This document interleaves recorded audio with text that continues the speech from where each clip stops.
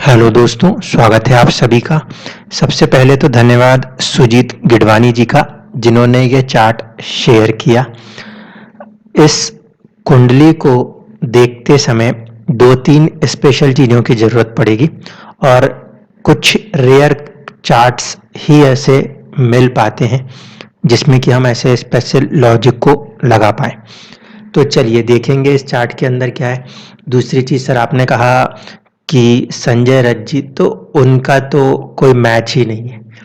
एक बात आप इस बात को समझिए कि उनका जो एक्सपीरियंस है और जो उनके पास पोटेंशियल है सभी लिटरेचर्स को रीड कर पाने का, वो अनमैच्ड है।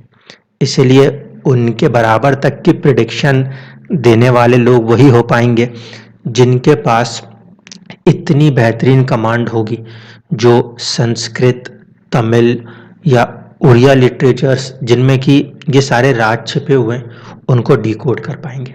जैसे कि ओरिजिनल जो चिंतामणि जी की किताब है, वो कहीं पे भी सर्च करते हैं, कुछ ट्रांसलेशंस तो मिलते हैं, जो रियलिटी है, जो तमिल वर्जन है, उसमें बहुत ज़्यादा कुछ चीज़ें छिपी हुई हैं। तो वही जो इंसान लिटरेचर में जिनका पोटेंशियल बहुत हाई होगा और उसके बाद इंसान का अपना जो पर्सनल एक्सपीरियंसेस होंगे, वही एस्ट्रोलॉजी के अंदर किसी को भी एक सबसे हायर रिल्म तक पहुंचा पाएंगे। इसलिए उनके बराबर तक आ पाना तो अपने आप में बहुत बड़ी चीज़ हो जाएगी। चलिए देखते हैं इस कुंडली में क्या खास है। इसको दिखाने के लिए मैं यहाँ पे ना 2 सॉफ्टवेयर्स को यूज़ करूँगा। ठीक है, पहला जो सवाल था वो ये कि लगन के दोनों तरफ तो ऐसा कोई ग्रह फॉर्मेशन नहीं है जो कि यहाँ पर जेल योग बनाता। तो पहले इसका जवाब देता हूँ। बीवी रमन सर जी की बुक में कहीं पे शायद 300 योगा वाली बुक थी, किसी बुक में ये चीज़ मैंशनड है कि जब कभी भी 2 पापी ग्रह लगन को, जब कभी भी 2 पापी ग्रह लगन को पापकत्री में ले लें तो उस कंडीशन में एक बंधन सा होने लगता है और ऐसी स्थिति में कई बार कोर्ट कचहरी और जेल तक हुई है। ठीक है, एक योग है वो, सिर्फ वही योग है ऐसा नहीं है। इस कुंडली में क्यों इसमें कुंडली स्पेशल है ये भी बताऊंगा, और इस समय इस सॉफ्टवेयर को यूज़ कर रहा हूँ ये नक्षत्रों को दिखाने के लिए कर रहा हूँ। ठीक है, जो लोग मेरे वीडियोस शुरू से देखते आए हैं उन्हें तो आइडिया होगा, जिन लोगों ने बीच में देखना शुरू किया है वो शुरुआत के वीडियोस को भी देखिएगा। वहाँ पे मैं एक ही चीज़ करता था और इसमें भी मैं वही करूँगा दूसरे सॉफ्टवेयर में एंटर होकर, कि आपकी जो नवांश कुंडली होगी उससे मैं स्पेसिफिकली रोटेट करूँगा आपके लगन के बराबर में लाने के लिए। ठीक है, रीज़न ये कि नवांशा जो है उससे हम एक टर्म के साथ देखते हैं, फ्रूट्स है वो, फ्रूट्स है। यानी कि जब हम कहते हैं कि नवांशा अगर हमारे लिए भाग्य है तो वो भाग्य उस पर्टिकुलर केस में है जब हम अपने लगन कुंडली में जो लगन में आई हुई राशि है उसके बराबर अपने नवांश को कर दें तब। ठीक है, अब चलिए देखिए इस कुंडली में क्या चीज़ें स्पेशल हैं जो कि इस चार्ट को एक नॉर्मल रीडिंग से बिल्कुल डाइवर्ट कर देती है। जब हमने इनके बारे में रीड किया, साउथ अफ्रीका से ये एक सेलिब्रिटी थे। दूसरी चीज़ ये हुई कि एक पर्टिकुलर डे पे उन्होंने कहीं ना कहीं गन शॉट कर दिया और कोई उनके पार्टनर की किलिंग कर दी। सबसे ज़्यादा बेहतरीन चीज़ जो विकिपीडिया में पढ़ने के बाद मिली कि जितने बार लोगों ने इन्हें बचाने का प्रयास किया उतने बार इनकी जेल की अवधि बढ़ती चली गई। 3 साल से 5 साल हो रहा है तो कभी वो 15 साल तक की जेल खिंच गई। तो अब ये क्या हो रहा है, ये चीज़ सोचने वाली थी। देखिए सबसे पहली चीज़, इस कुंडली में क्या खासियत है, पहले इस पे चर्चा करता हूँ। इस कुंडली की खासियत ये है कि इस कुंडली में चंद्रमा जो है, इसको देखिए अगर आप, तो चंद्रमा का जो नक्षत्र स्वामी है वो है शनि। ठीक है, और साथ ही साथ अब आप जरा सूर्य के नक्षत्र स्वामी को देख लीजिए। सूर्य के नक्षत्र स्वामी अनुराधा नक्षत्र में भी शनि होते हैं। इसलिए एक ही जातिका ने जब मुझसे पूछा था कि सर मुझे तारा चक्र समझाओ, तो मैंने एक बार कहा था कुछ ऐसी कुंडलियां मिलेंगी जिनमें कि सूर्य और चंद्रमा एग्जैक्टली किसी एक ही ग्रह के नक्षत्र में आ जाएंगे। ये अपने आप में एक बहुत ही स्पेसिफिक फाइंडिंग है मेरी, क्योंकि बेसिक्स से अगर मैं बात करूँ ना, तो चंद्रमा जहाँ बैठते हैं वहाँ से दशा शुरू होती है, लेकिन कुछ ऐसा स्पेशल हो जाता है जब सूर्य भी उसी ग्रह के नक्षत्र में आ जाते हैं। ऐसे केसेस में 3 अलग-अलग फॉर्मेशंस क्रिएट हो सकते हैं। पहला फॉर्मेशन तब होता है जब लगन में ही सूर्य और लगन में ही चंद्रमा और तीनों एक ही नक्षत्र में आ जाए, तो इसका मतलब है इंसान का जन्म जो है बहुत ही स्पेसिफिक वे में हो गया, एक तरीका। दूसरा, लगन का नक्षत्र कुछ और हो जाता है, सूर्य और चंद्रमा आपके कुंडली में कहीं पर भी एग्जैक्टली सेम नक्षत्र में बैठ जाएं, एग्जैक्टली सेम नक्षत्र में। अमावस्या फॉर्मेशन होगी उस केस में भी कुछ ना कुछ चीजें ऐसी हैं जिंदगी में जो बड़ा होना है या कुछ अजीब सा होना है उस इंडिविजुअल के लाइफ में, ये एक इंडिकेशन हो जाता है। इसी तरीके से ये तीसरा केस होता है। यहाँ पे जो ग्रह हैं ये कब ऐसी कंडीशन बनती हैं, ये तब बन पाता है जब चंद्रमा और सूर्य एक दूसरे से पंचम या नवम भाव में आए होते हैं, ठीक है। क्योंकि जो नक्षत्र का रिपीटेशन है वो स्पेसिफिकली इस तरीके से है, 4 नंबर की राशि, 8 नंबर की राशि और 12 नंबर की राशियों में एक जैसे ग्रहों के नक्षत्र आते हैं, गुरु, शनि और फिर बुध के, ठीक है। तो जब कभी भी आपको ऐसा दिखाई दे कि सूर्य और चंद्रमा एक दूसरे से पंचम या नवम है, तो स्पेसिफिकली जाके ये चेक कर लीजिए क्या दोनों के नक्षत्र सेम है। क्यों ये स्पेशल हो जाता है? ये इसलिए स्पेशल हो जाता है कि कुंडली के दो बड़े ग्रह से मेरा मतलब है, एक है चंद्रमा रॉयल स्टेटस प्लैनेट और दूसरे हैं सूर्य, एक है आत्मा और दूसरा है मन, एक है माता और एक है पिता। ये दोनों अगर किसी एक पर्टिकुलर ग्रह को बल दे रहे हैं, अपनी एनर्जी दे रहे हैं, तो चार्ट के अंदर कुछ ना कुछ तो स्पेशल छिप जाता है, ठीक है। ये चीज ध्यान रखनी होती है। अब चलते हैं, इनकी चीजों को थोड़ा थोड़ा करके डिकोड करेंगे। सबसे पहले आ जाइए, ये लिखा है लगन। लगन जो है वो मौजूद है नक्षत्र क्या, श्रवण नक्षत्र में। स्वामी कौन हुए? चंद्रमा। क्योंकि श्रवण नक्षत्र के स्वामी चंद्रमा है, तो इंसान का जो सोचने का ढंग होगा उसमें कहीं ना कहीं इमोशनल फैक्टर्स रहने वाले हैं। चंद्रमा की ये प्रवृत्ति है। चंद्रमा जो है वो इस कुंडली में 7वें घर में अपनी राशि में आके बैठ गए हैं।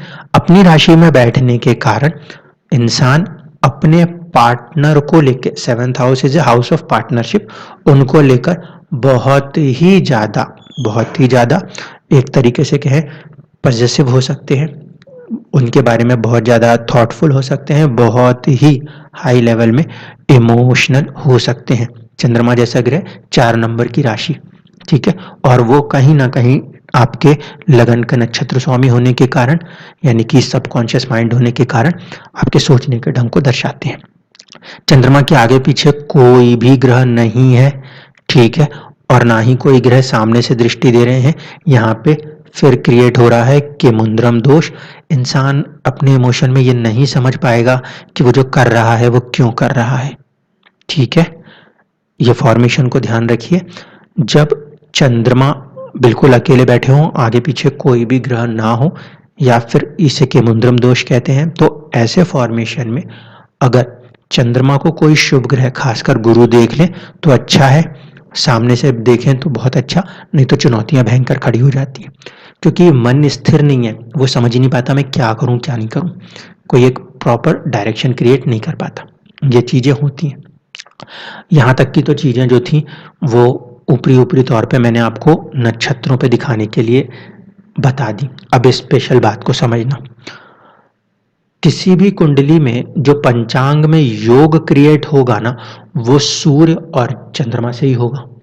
और जब सूर्य और चंद्रमा इस फॉर्मेशन में बैठ गए हैं कि दोनों ने किसी एक ही ग्रह के नक्षत्र को चुन लिया है, तो इसका मतलब है कि चार्ट किसी एक स्पेसिफिक फॉर्मेशन को लेके चलने वाला है। इनके बारे में अगर देखें तो ऑस्कर पेट्रिसिस नाम था, इनका पैर घुटने के नीचे नहीं था।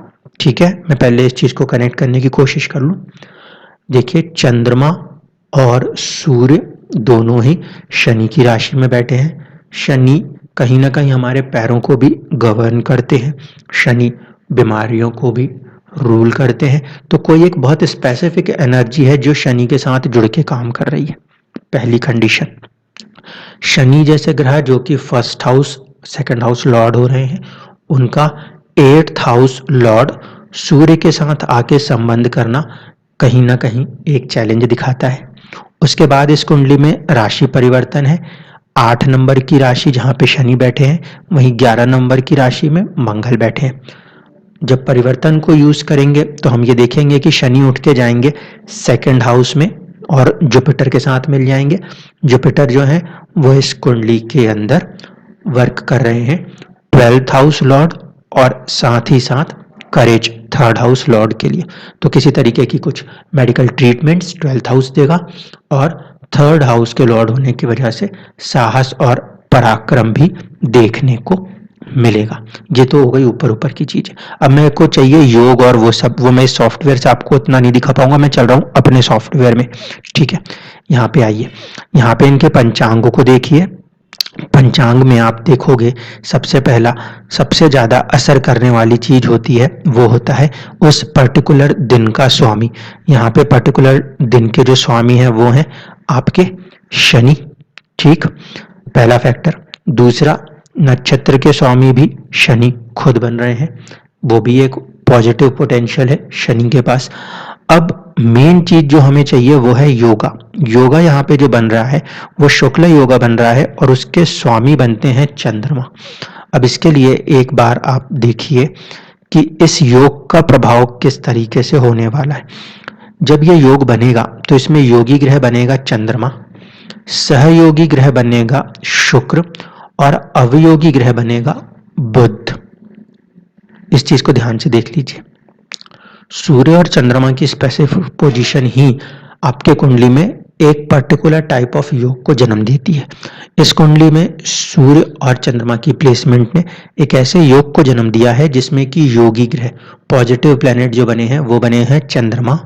ठीक है, सहयोगी सपोर्टिव प्लैनेट जो बने हैं वो बने हैं आपके शुक्र और अवयोगी चीजों को खराब करने का प्रयास करने वाले जो ग्रह बन गए हैं वो बन गए हैं बुध।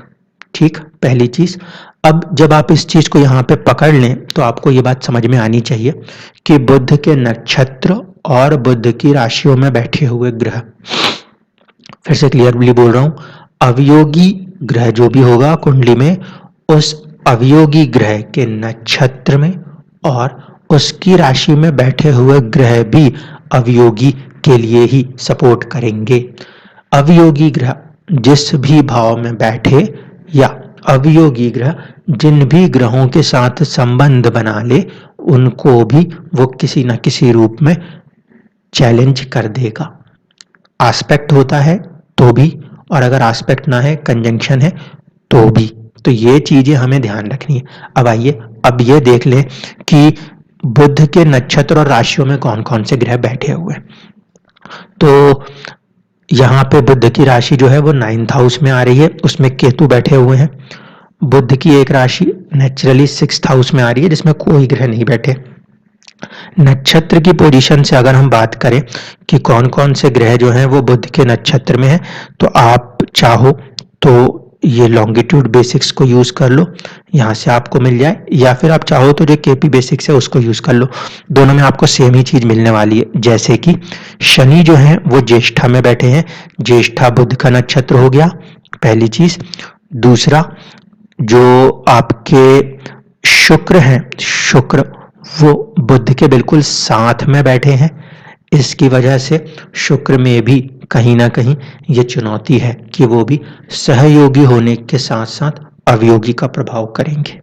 ठीक है, अब पहले इनके पॉजिटिव साइड को देखते हैं। इनके लाइफ के पॉजिटिव साइड ये था इवन दो इनका पैर नहीं थे, लेकिन ये सबसे अच्छे रनर्स रहे हैं पैरा ओलंपिक्स में।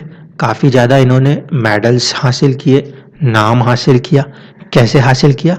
इसलिए हासिल हो पाया क्योंकि 10th हाउस में शुक्र और बुध की युति हो रही है, जिसे हम रीड करते हैं 10th के लॉर्ड के साथ 9th के लॉर्ड की युति। ये एक काफ़ी पॉजिटिव योग मानने जाता है। ठीक है, तो कहीं ना कहीं अपने स्टेटस को देने में ये दोनों ही चीज़ें एक बहुत अच्छे फॉर्मेशन में थीं, इसीलिए इनको कहीं ना कहीं एक साहस पराक्रम जो गुरु ने प्रदान किया था, उसके दम पर उन्होंने अपना एक अच्छा नाम, एक अच्छा मुकाम अपनी ज़िंदगी में हासिल किया। ठीक, इसके बाद चीज़ क्या खराब हुई? चीज़ उस पीरियड में जाके खराब हुई जब इनके ऊपर बुध की महादशा चल रही थी और राहु का अंतरदशा, शनि की अंतरदशाएं कहीं ना कहीं चल रही थी। अब दशाओं में लेके चलता हूँ। ड्यूरेशन जो मेंशन किया गया है वो है 2013 के 14 फरवरी का दिन। तो 14 फरवरी 2013 में अगर हम जाएं तो बुध में शनि की अंतरदशा और फिर 2013 के फरवरी में राहु का फॉर्मेशन आ रहा था। ठीक है, जब राहु के फॉर्मेशन में हम देख रहे हैं तो आप देखिए ये सारे के सारे प्लैनेट्स जो हैं ये मर्क्यूरी से बिल्कुल कनेक्टेड हैं। नक्षत्र के लेवल पे मैं आपको एक बार फिर से दिखा दे रहा हूँ, इसके बाद आप चीज़ों को समझ लेंगे। यहाँ पे आप देखो, यहाँ पे आपको नजर आता है आपके जो राहु हैं वो बुध के नक्षत्र में बैठे हैं और बुध जो हैं वो राहु के नक्षत्र में बैठे हैं। बहुत क्लोज कॉम्बिनेशन माना जाएगा नक्षत्र परिवर्तन योग के दम पर। ठीक है, एक चीज शनि मैंने आपको बोला ही था कि वो बुध के नक्षत्र में मौजूद है। ठीक है, शुक्र जो है वो बुध के खुद साथ में ही मौजूद है। तो ये जो दशा फॉर्मेशन क्रिएट हुई, इसमें बुध, शनि, राहु, शुक्र सभी के सभी कहीं ना कहीं अवयोगी ग्रह बुध के ही साये में मौजूद थे। और इसी में कुछ समझ में नहीं आया क्या हुआ, बस उन्होंने उठा के 4 गोलियां दाग दी। किस पे? पार्टनर के ऊपर। क्यों? क्योंकि इंसान के सोचने का ढंग अपने पार्टनर को लेके बहुत ज्यादा इमोशनल है, इसलिए। अब इन चीज को भी देखें कि नवांशा में ये रिजल्ट्स कैसे क्रिएट होंगे। देखो, सूर्य और शनि की यहाँ पे युति हो रही है। जो आपके सूर्य हैं वो 8th हाउस के लॉर्ड है। ठीक है, और जब नवमांश की कुंडली में आप देखोगे तो सूर्य और केतु ये 5 नंबर की राशि में बैठे हुए हैं। ठीक है, 5 नंबर की राशि लगन कुंडली में 8वें भाव में आती है। निधान अंशा और अष्टम अंशा करके नवांश का एक कंसेप्ट है। ठीक है, उसको भी मैं किसी दिन उसी बुक से पढ़ा दूंगा। उसमें ये कहा गया है आपके लगन कुंडली में कोई भी ग्रह, ध्यान से सुनिएगा, आपके लगन कुंडली में कोई भी ग्रह कहीं भी बैठा हो, लेकिन नवांश कुंडली में होना यह चाहिए कि कोई भी ग्रह 8th हाउस, आपके लगन कुंडली का जो 8th हाउस है उसमें आई हुई राशि में ना गया हो।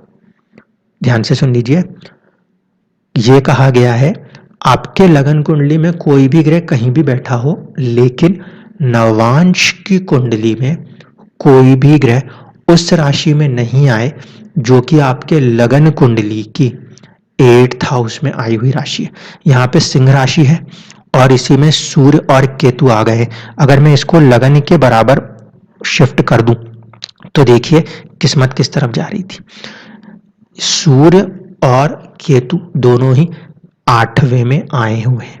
इस वजह से सरकार और सरकार के साथ साथ केतु, सूर्य और केतु दोनों के दोनों कहीं ना कहीं फंसाने का काम कर गए। और ये जो दशा हम देख रहे थे 2013 तक, इसमें ये इवेंट हुआ, केस का ट्रायल चला। केस का ट्रायल चलने के बाद जब केतु की दशा पड़ी तो जेल हो चुकी थी, इसलिए ये चीज हो रही थी। पहला फॉर्मेशन, अवयोगी फॉर्मेशंस में ज्यादा काम हो रहे हैं और ये चीजें हो रही हैं। अब आप इस नवांशा को जब इस तरह से लगाएंगे तो आप देख लीजिए शुक्र जैसे ग्रह का आपके फर्स्ट हाउस में आना, नाम दिया उन्होंने, फेम दिया, एक अच्छे मेडल्स के साथ उनको दुनिया के अंदर एक पहचान दी। तो हाँ, किस्मत ने शुक्र के दम पर यह पहचान दी, एक सेलिब्रिटी बना दिया। बुध नीच राशिस्थ होंगे लेकिन गुरु के साथ थर्ड हाउस में आए हैं, साहस पराक्रम दिया, वरना आप समझ सकते हो एक नकली पैरों को लगा के आगे चलने के लिए जो मन में साहस होना चाहिए वो प्रदान किया गया है। इन दोनों की ही किस्मत में दृष्टि चंद्रमा के ऊपर है जो कि भाग्य में बैठे हैं। एक पॉजिटिव सोच के साथ इंसान ने मेहनत करी तभी उन्होंने एक मुकाम हासिल किया।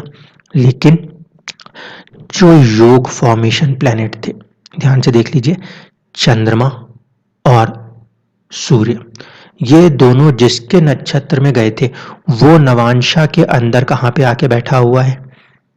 12th house. 12th house mental hospital दिखाता है, परेशानियां दिखाता है, विदेश दिखाता है, जेल भी दिखाता है। यहाँ पे ये चीज होती हुई नजर आती है।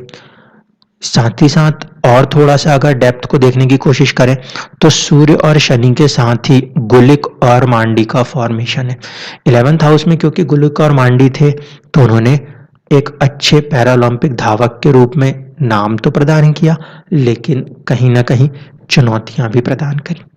केतु की क्योंकि स्पेसिफिक दशा में इवेंट हुई है तो मैं ये बोल सकता हूं अवयोगी ग्रह बुध की राशि में मौजूद होने के कारण केतु ने चीजों को परेशान किया। अब अच्छे बिहेवियर के दम पे जब केस आगे गया कि उनको छोड़ देना चाहिए तो वो तो केस उल्टा ही जाने लग गया, मर्डर के चार्ज लग गए। पहले थोड़ी कम सजा थी, वो सजा बढ़ गई और फिर चीजें और भी ज्यादा आगे बढ़ गई। अब यहाँ पे अगर हम इस फॉर्मेशन को देखते हुए चलें तो हम ये कह सकते हैं कि बुध ना सिर्फ कि केतु की दशा बल्कि शुक्र की दशा को भी इसी तरीके से प्रभावित करने वाले हैं।